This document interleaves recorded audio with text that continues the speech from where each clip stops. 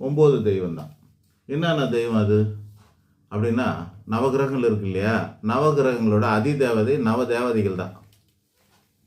சூரியனுக்கு ஒரு சாமி இருக்குது, சந்திரனுக்கு ஒரு சாமி இருக்குது, செவ்வாய்க்கு ஒரு சாமி இருக்குது, புதனுக்கு ஒரு சாமி இருக்குன்னு 9 கிரகத்துக்கு 9 தெய்வம் தாங்க இருக்குது. அதை சிவா விஷ்ணு பிரம்மான்னு மும்மூர்த்திகள், துர்கா லக்ஷ்மி சரஸ்வதி முப்பெரும் தேவிகள், விநாயகர் முருகன் ஐயப்பன் 3 சேய்கள், மொத்தம் 9 சாமி தான். இவங்களே தான் திரும்ப திரும்ப திரும்ப திரும்ப அவதாரம் எடுக்கணும். எத்தனை அவதாரம் எடுத்தாலும் இதே சாமி தான் எடுத்துகிட்டு வரணும். 1008 அம்மன் இருக்கலாம்,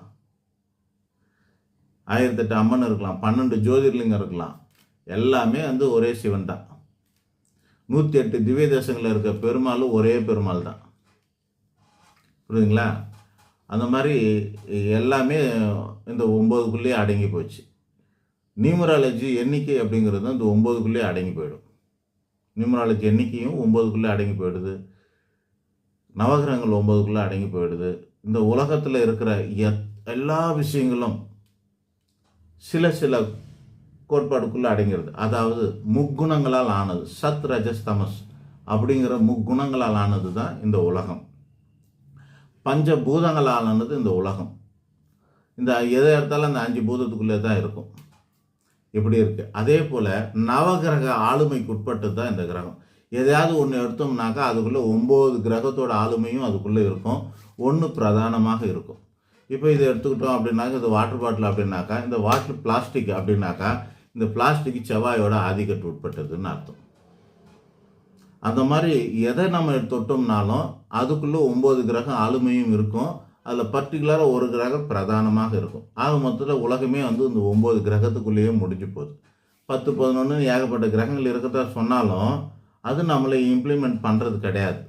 அது நம்மளை இம்பேக்ட் பண்ணுறதில்லை. அது நம்மளை தாக்கத்தை ஏற்படுத்துவதில்லை. 10, 11, 12 கிரகம்லாம் இருக்கிறதா சொல்லிட்டு ஒன்று ஒன்றா அது கிரக அந்தஸ்தை போயிடுச்சுன்னு சொல்கிறாங்க. ஆனால் கிரகமே இல்லாதது கூட, சந்திரன்லாம் கிரகம் கிடையாது, அதெல்லாம் உபகோள் தான். அதெல்லாம் இருக்குது. ஸோ பூமியை தான் சார்ந்து தான் சுற்றிட்டு வரதோட அது தனித்து இயங்காது. அப்படியேப்பட்டது கூட கிரக அந்தஸ்தை கொடுத்துருக்குறோம். நம்ம நேச்சுரல் சேட்டலைட்னு சொல்கிறாங்க. அதை கூட நமக்கு கிரகங்களோட அந்தஸ்தை கொடுத்துருக்காங்க சந்திரனுக்குமே.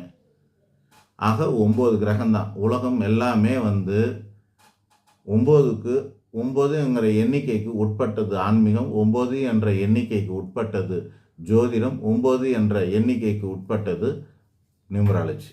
எல்லாத்துக்கும் தொடர்பு இருக்குது. எண்ணிக்கைக்கு எல்லாமே 9ன்ற 1லேருந்து 9க்குள்ளே தான் எல்லாமே அடங்கி இருக்கிறது.